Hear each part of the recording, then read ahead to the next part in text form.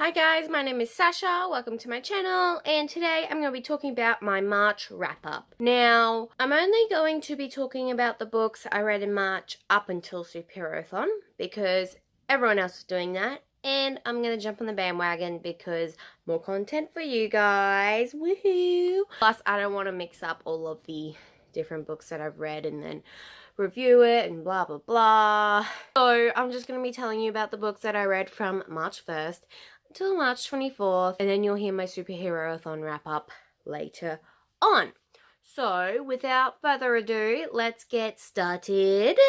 First book I read is Behind Her Eyes by Pinborough. This book is an adult thriller. It is about a girl named Louise who meets this guy at a bar and they kiss. And then the next day she comes into work and it's her new boss who has a wife. This book has two perspectives. It's got Louise's perspective and it's got the wife Adele's perspective. And at the start, Louise and David, who is the boss slash husband, they start getting along. They're at the workplace and they're like, it was a one-off thing and never gonna happen again. A couple days later it happens again, except this time they go all the way. And then while Louise is walking her son to school, I think she just dropped him off to school, she meets Adele, who's going for a walk, and they go out for coffee, and now Louise has a friendship with the wife while she's banging the husband. Louise starts getting different pictures, like gets glimpses of their lives through each other's eyes. Some things David says doesn't match up to what Adele says, and vice versa. Like Adele's like playing this little victim, and David's like, Adele's not who she seems. And then you get into Adele's perspective and it's a little bit creepy. Adele has been to like this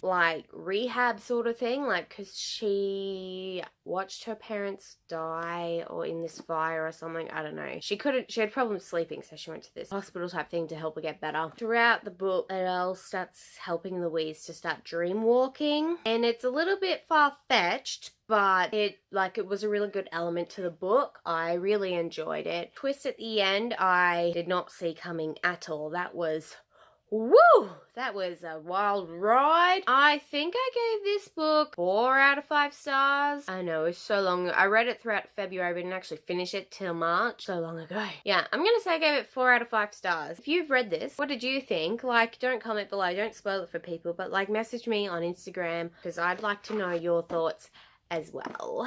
Now, the next book I read was an ebook. It was TriHard, a memoir by Em Rusciano. She is a radio host here in Australia. I only knew her from the radio host. I did not realize she was also an Australian Idol. But yeah, reading about her life, it was interesting in some parts, boring in others, like everyone's life is. I gave the book 3 out of 5 stars just because, I've never read a memoir before. I don't know what I was expecting, but I should have expected that. I really should have. A couple things I did like, though. I really liked how she spoke about her postnatal depression. I loved that. Like, she put that in there so for other people can read and, understand her experience. And if they were having problems, that they can go talk to someone. I almost got it. I saw the signs starting and I'm like, oh, back up. So it was really good to read someone else's progress through that, I guess. It was really good to read about that, and I really think, I'd really like to read more about it and understand more about it in books of today. Obviously you're not going to read about it in fantasy books, but hey, that's something that should happen. I gave TriHard 3 out of 5 stars just because I realize I'm not a fan of people's life stories. No, I am a fan. It's just not what I was expecting. There was some stories in there that was really funny. Like, she talks about losing her virginity and going through all that, and then all of her gay friends, and I thought some of them was really interesting. It was really good to read about what adult life was like when I was a child, like 2002, whatever. I was 6 or 7. Like, reading about people in their 20s going downtown and clubbing and stuff. Like, it's totally different now, and yeah. But yeah, 3 out of 5 stars for TriHard. Now, the next book I read was Only Ever Yours by Louise O'Neill. I've got some feelings about this book. I didn't connect with the main character at all. Like, talking about trying to make herself more beautiful, like how to cinch her waist or what to do with her hair or makeup. Keeps pitching herself against the others. Like, I just didn't get that at all. Like, maybe back in high school I would have, but now reading I'm like, that's so stupid. Why? I just couldn't, no. Talking to some people about it, they're like, oh my god, it's such a good book, it's like, tells you about today's industry, and I'm like, what? Yeah, I think I gave this 3 stars as well, because the only reason I read it all the way through is I wanted to see which third she went to. I wanted to see what the outside was like, but you don't get to see what the outside is like. So if you want to read this just to see what the outside is like, don't do it. Save yourself. The next book I read was Simon vs. the Homo Sapiens Agenda by Becky Albertalli. I read this because my sister was coming down to watch the premiere of the movie with me, and I'm like, I want to reread it again because I can, and because I want to see how well they keep to the book. They do keep well to the book. Some things they've changed, but obviously not everything from a book can be perceived in a movie type thing. This was a reread. I gave it 4 out of 5 stars, just because some things were like, reading it first time, I'm pretty sure I gave it 3 stars, because I did not understand what the hype was. Reading it again, like, yeah, everyone hyped it up again, but I also hyped it up, and then I read it, I'm like, okay, not as good as I remember, but it was better, like, because I gave it 4 stars this time around. Leah annoys me so much. I don't know why everyone likes it, and now there's a book about her coming out, which hopefully she redeems herself in, because she was kind of a bitch. And then when Abby at the end, like, he's like, don't mess with my love life. Simon had to do that because he was getting threatened. Like, you'd think she'd understand, but no, they did not. Everyone should go see the movie. I cried watching the movie. I cried so much.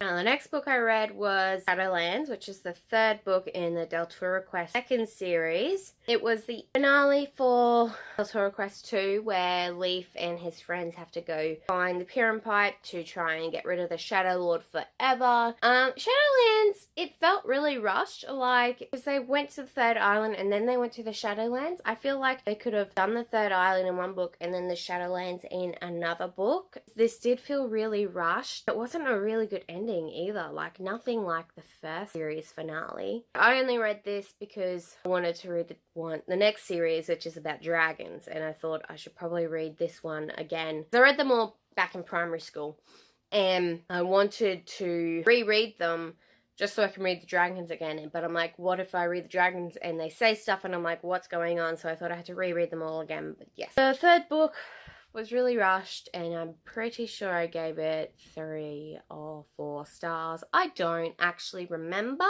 I'm going to put that down as I'm sick and my head's not straight. Let's put it down to that. The last book I read was One of Us is Lying by Karen Macmanus. It's like a mystery. It's like a Breakfast Club / Pretty Little Liars. These 5 people go into detention. Like, you've got the jock, the nerd, the princess, and the criminal, and then you've got another nerd who dies, and everyone is like blaming the 4 people in detention, and they're all trying to figure out who the actual murderer was, because none of them think it was the other. I had some feelings about this book. Like, some things I really don't think should have been in there. Someone gets outed and all the high schoolers like are laughing at that person, and I just don't think that should have been in book. Like, I understand that can happen, but you don't want to read about it in your book. If I was outed like that and then I read about it in a book I was reading, I probably would have brought war flashbacks for me. There's some other things too, like at the end, 2 characters stop talking, but then in the epilogue, like, they apologize and start talking again, and what was the point of stopping them from talking if you're just going to get them talking again? Like, it was only a couple weeks later, so I saw who the actual murderer was coming. Like, I saw that coming from a mile away. Other people might not, and their journey there might be pretty interesting, but yeah, it wasn't. I'm putting my rating down to 3 stars. I did put on 4 stars on Goodreads, but I'm putting it down to 3 stars now, just because looking back at it more. You can enjoy the book, but you need to understand what's wrong with it, like Sarah J. Maas books. So that was 6 books I read in the month of March, before March 25th. I enjoyed these books, but I didn't give them high ratings, did I? I really did like Behind Her Eyes. Probably the most enjoyable book would have been Simon, because it's Simon, and then Shadowlands. Can't wait to read the dragon books, because because dragons. Let me know what you read in the month of March. Did you enjoy your books? Did you read anything that I read? Let me know down in the comments below. Add me on Goodreads at Sasha Reads and on Bookstagram at Sasha Reads as well. Thank you so much for watching, and I hope you have a good rest of your day. Bye!